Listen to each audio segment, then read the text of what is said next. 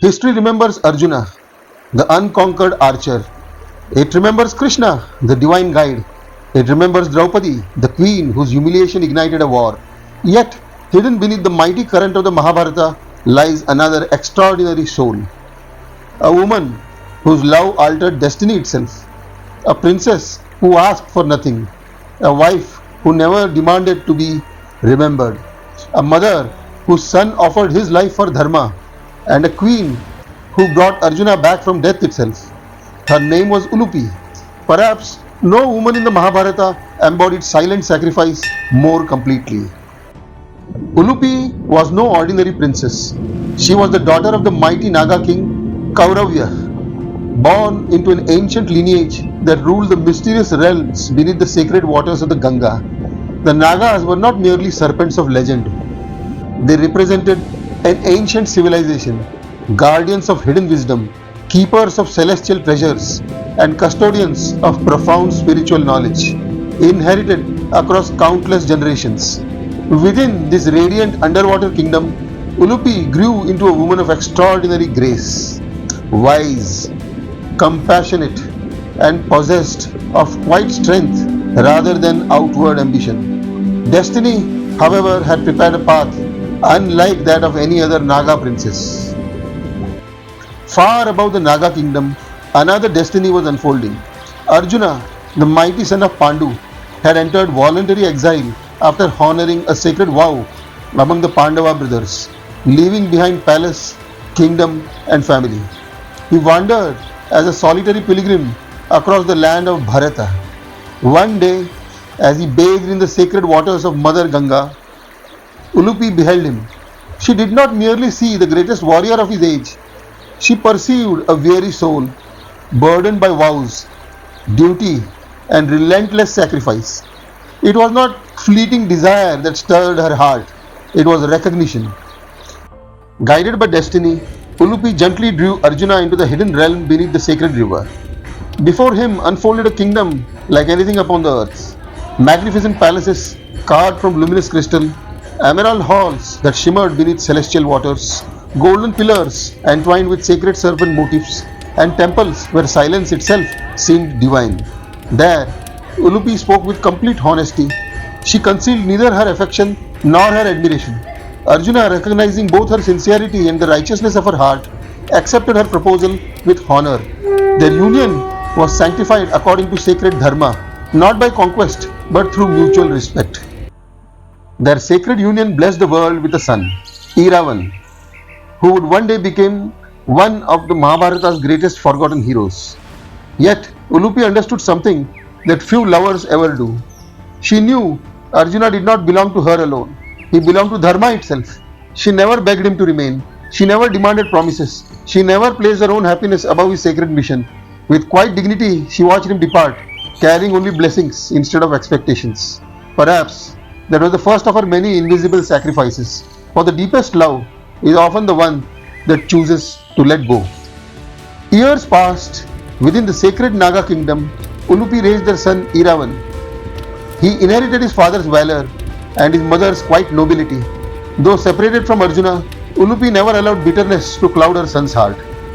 She taught him reverence for Dharma, respect for his father, and solemn duty that accompanies noble birth.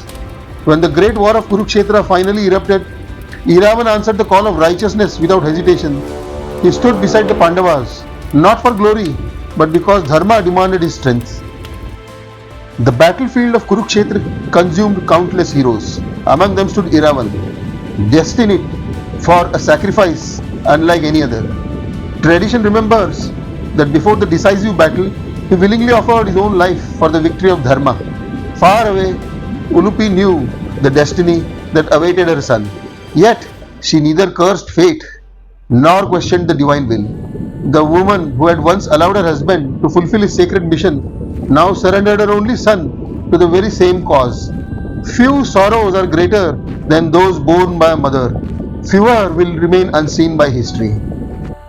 The war ended. Adharma had been defeated. Yet, even the greatest victories leave unseen wounds. On the 10th day of battle, Arjuna had brought down the invincible Bhishma, using Shikhandi as his shield. Though the act fulfilled Dharma, The celestial Vasus, of whom Bhishma was an earthly manifestation, looked upon Arjuna with displeasure. A subtle curse took form. One day, Arjuna himself would have to experience symbolic death. Only then would the burden of the act be lifted. Ulupi alone came to know this hidden decree. She understood that destiny had not yet completed its design. Years later, King Yudhishthira performed the sacred Ashwamedh Yagna to restore peace throughout Bharata. The consecrated horse wandered freely across kingdoms, and Arjuna rode behind it as the guardian of imperial sovereignty. Kings either accepted Yudhishthira's authority or met Arjuna upon the battlefield. Eventually, the wandering horse entered Manipura, the kingdom ruled by Arjuna's own son, Babruvahana. A father unknowingly approached his son. Destiny quietly prepared its final lesson. Babruvahana came forward with humility, desiring to honor his father rather than oppose him. But Arjuna, bound by the sacred obligations of the Ashwamedha, rejected peaceful submission. A guardian of the sacrificial horse could not retreat from challenge. Then Ulupi appeared. Knowing the decree of the Vasus, she quietly encouraged Babruvahana to accept the duel. To every eye, her actions appeared merciless. Yet only she understood the hidden compassion concealed within destiny. For sometimes, the deepest act of love is to permit the painful event that alone can bring liberation. The battle could no longer be avoided. Babruvahana raised his bow, while Arjuna lifted the mighty Gandiva. Father and son stood facing one another, not as enemies, but as instruments of destiny. The heavens themselves seemed to hold their breath. The duel that followed displayed extraordinary mastery of celestial weapons, until Babruvahana invoked a divine missile that struck Arjuna with irresistible force. The mighty Pandava collapsed upon the sacred earth. Silence descended across the battlefield. Babruvahana fell into despair, believing he had slain his own father. To every witness, it appeared to be an unspeakable tragedy. Only one person remained calm, Ulupi, for she knew this was not the end. It was the fulfillment of a celestial decree. With serene resolve, Ulupi stepped toward the fallen Arjuna. From the hidden treasures of the Nagas, she brought forth the radiant Nāga Mani, holding the celestial jewel above his motionless body. She invoked its sacred power. Brilliant emerald light surrounded the warrior. The subtle curse imposed by the Vasus dissolved like mist before the rising sun. Slowly, Arjuna opened his eyes. Life returned. The burden he had unknowingly carried since the fall of Bhishma had finally been lifted. Ulupi had not merely restored a life, she had completed destiny itself. Without seeking praise, without claiming recognition, she quietly accomplished what no earthly weapon ever could. Many stories celebrate love that conquers kingdoms.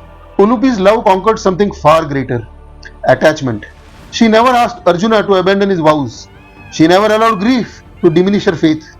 She surrendered her husband to Dharma. She surrendered her son to Dharma. And when destiny demanded that Arjuna himself pass through symbolic death, she possessed the courage to let that moment unfold, only so that he might emerge spiritually free.